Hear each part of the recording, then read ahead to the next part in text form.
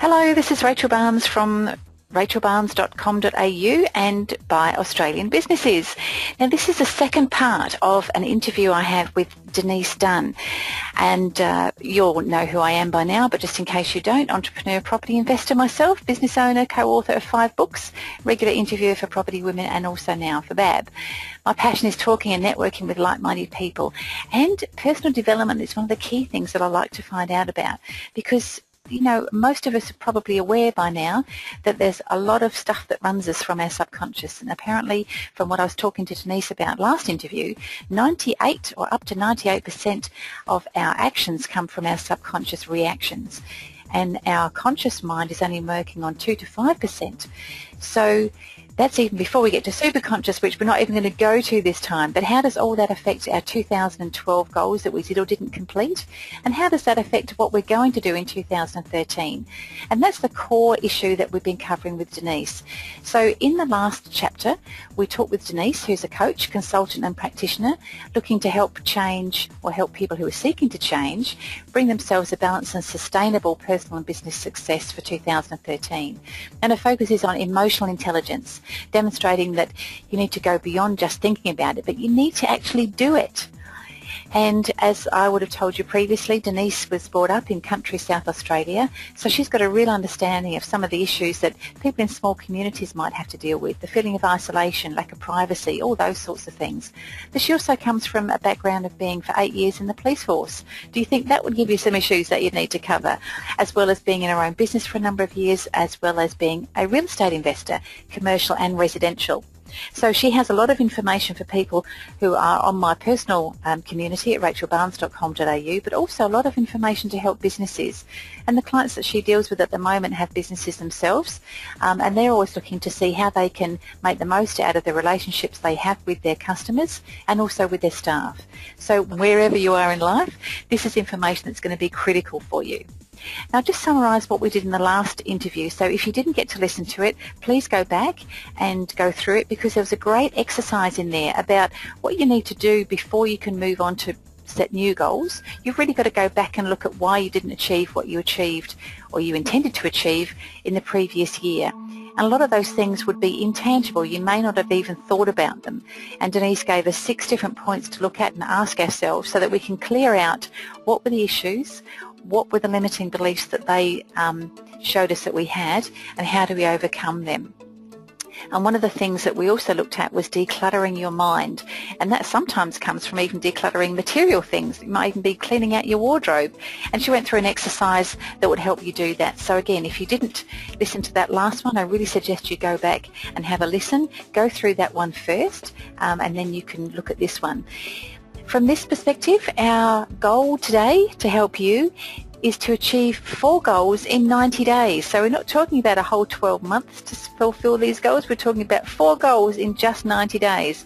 And that's where the interview is going to lead today. So Denise, welcome again. Thank you so much for coming back and spending the time with us. Hi Rachel, pleasure to be back. Well, it's good to have you on board, and I know we went through quite a lot last time, which could have been very thought-provoking for a number of people.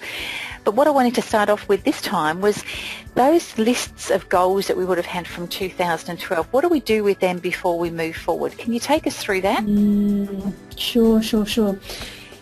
We certainly did run through a bit. I think we could have a webinar on each of the topics, but nonetheless, so what we'd like to get started on today is crossing off what doesn't serve us, looking at what does serve us from our goals last year, and in particular we're looking at those goals that we didn't cross off. So, and whatever the reason you didn't cross them off, the reason is worth noting.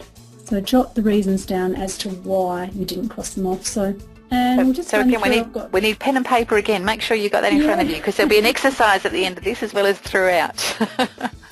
Beautiful. So the first point of the 4 points in finishing off, I guess, for what goals that we don't cross off is, does what's still on that list serve you, or is it no longer a goal? Just ask yourself that from the beginning. So do you need to beat yourself up if you haven't achieved a goal? If it's not relevant, just get rid of it. Get over it. That's it. So this is point number 2, is this the same goal you always avoid finishing or procrastinate on? Go a little deeper, check out what the feeling is around it. Is it fear, anger, sadness, not good enough, guilt?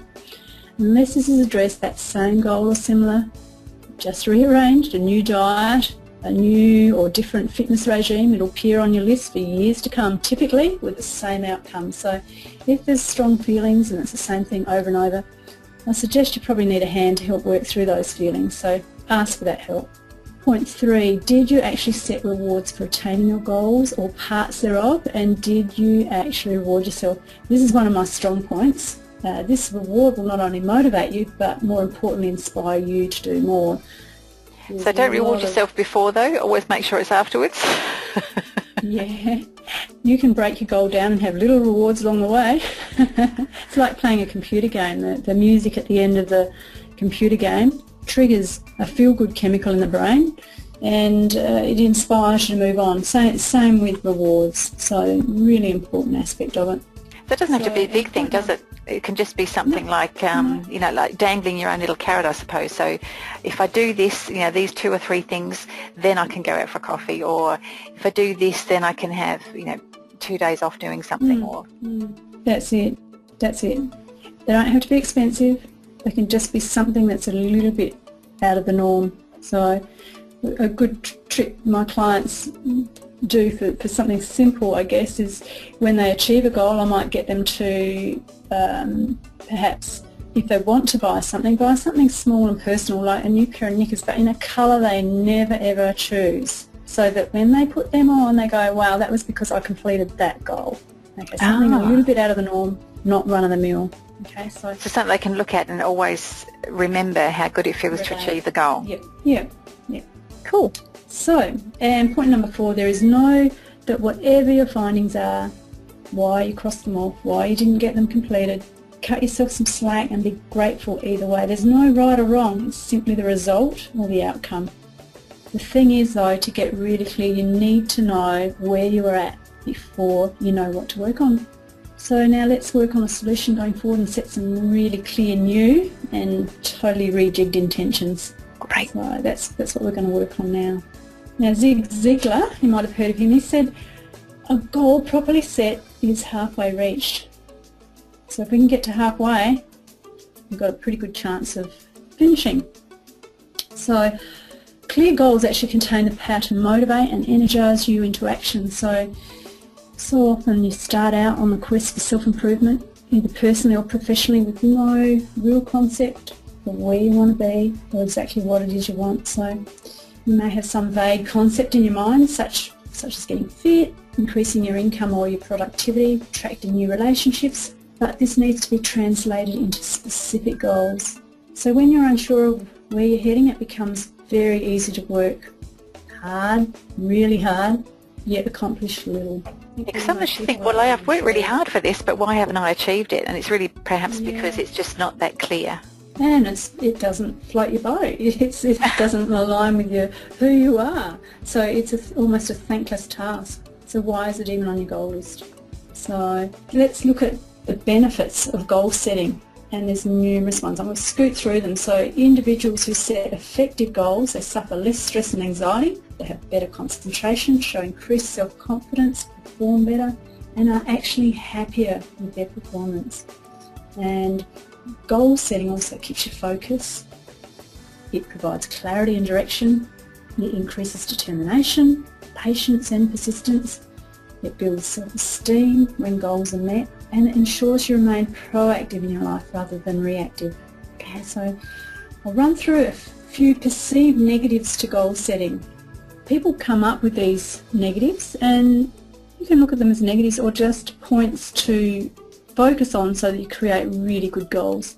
I don't believe there's such thing as a negative with a goal. So if a good set of guidelines is not followed, goals can lead to negative outcomes and people setting what I call avoidance goals. Now, New Year's resolutions are a little like this. So you generally, with New Year's goals, or New Year's resolutions should I say, you're tending to be moving away from something rather than towards something. You're either giving up smoking or losing weight or reducing debt. So these are what we call avoidance goals.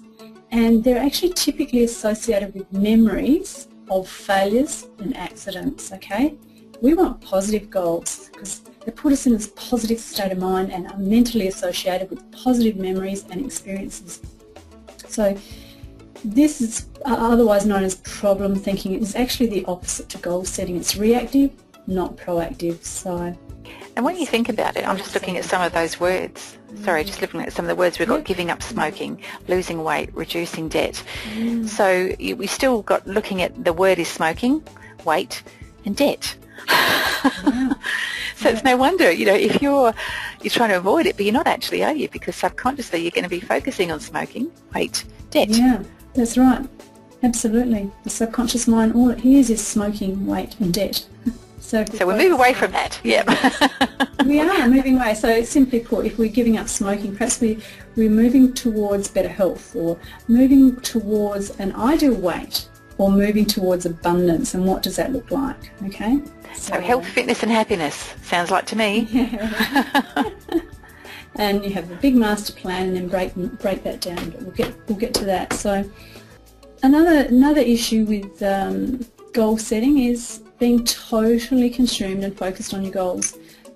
There may be so many unmissed potentials and opportunities that come along because you're just so, it's not on my goal list, I'm not going there. So these opportunities could be bigger and better than what you expect, bigger than what's on your goal list. So be open to other possibilities and flexibles. Goals can and do change frequently. I suppose the thing is that if you've got a longer term goal, then it can change over time anyway, can't it? Because, what you might want 1 minute could change in 6-12 months. Yeah. You don't have them locked in stone. They're all very personal and individual. Even work goals change. But do some people then think that if they keep changing their goals, they'll never achieve anything? There would be that train of thought. But what we like to see is those overall goals broken down into smaller goals, and then if those smaller goals are being achieved, then you're still working towards your bigger goal. That bigger goal can change. It might not serve you anymore. Circumstances change. The beauty of being human, I think. So don't be compulsive about these goals, okay? So don't try and make them happen. Don't hold them really tight. Goes with the one before. Just hold them lightly, relax and let them happen. So it's taking those small action steps that you choose to move yourself forwards, okay? So, and being too obsessed with your goals can become perhaps selfish, and you may find yourself excluded from those around you, creating tension, stress and even isolation. So almost an insular sort of feeling. There's also a double-edged sword with sharing your goals, okay? If you share them with others, you might be sharing them with naysayers, people pickers, doubting Thomases, dream stealers. You know them all. Generally those closest to you are these people, and they can weaken the strength of your goals and that positive energy you have towards them. But sharing them can help also. It creates accountability and motivation for you to really actually action them. So especially kids.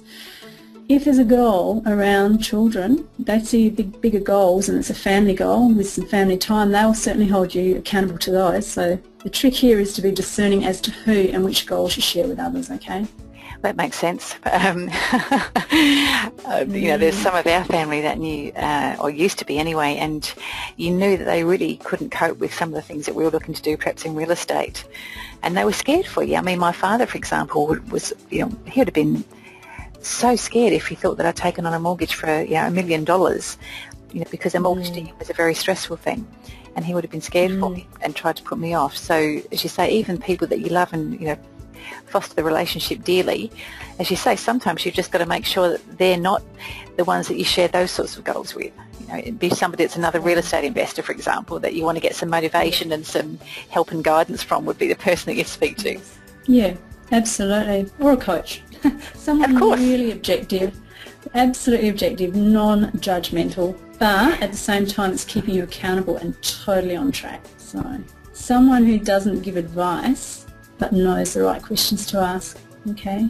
So I remember being just a simple little, I did a share trading course once, and I was on a plane coming back and the chap I was on the plane with was also from rural South Australia, and he said, "Oh, coming back from a seminar, are you?" And I said, "Yes," and it was on option trading. And he said, "Oh, you won't catch me doing that, and that's too risky. It's you don't want to be going down that path. I don't know what you're into. Blue chip's the way to go." And I said, "Oh, you do a bit of option trading, do you?" And he goes, "No." So, am I going to take advice from someone who doesn't know anything about that particular topic? And typically, yeah, your dad didn't know too much about property of that magnitude, I'm sure. No, and you're right. Even if it's somebody, I've got a mentor, for example, and her real estate strategy is different to mine, and she's looked at mine and thought that that's a little bit risky, and I've looked at hers and thought hers is a little bit risky. So you do, even if you're in that same, like we certainly help motivate each other and guide each other, but you still do have that bit of a judgment, don't you? Because your way of doing things is a little bit different, even if you're in the same general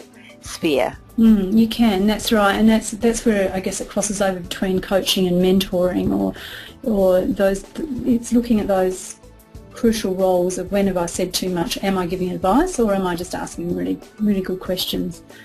So if you need advice, you go to an expert in that area that you're looking at. So I guess remembering that the seeds of achievement, all achievement are found in the process of goal setting. That's not actually the goals themselves. Okay, so if your goals are incorrectly set, then probability of a successful outcome is severely diminished. So there's a couple areas that I'd really like to look at that help with these goals. And as you were saying before, goals that you get to the end of the job and it doesn't float your boat. You've done it and it doesn't even feel like a goal, so why reward yourself? It's because it doesn't align with your values and your roles. So let's look at values. So where you are in life right now is as a result of your values. Okay, I'm not talking about those idealistic and socially accepted values that are expected of you by your family, your friends and society in general. Integrity, honesty, reliability and so on. They are really important, but I'm focusing on what you truly desire.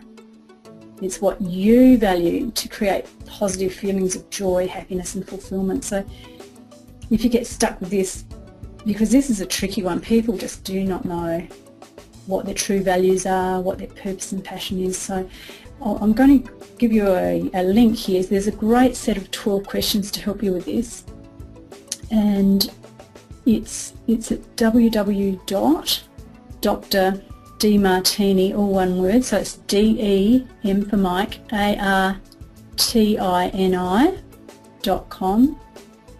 You might have heard of Dr. Demartini. Dr. John Demartini, isn't it? Yeah. That's it, yeah. Yeah, so doctor is DR, so www.drdemartini.com. Yeah, beautiful.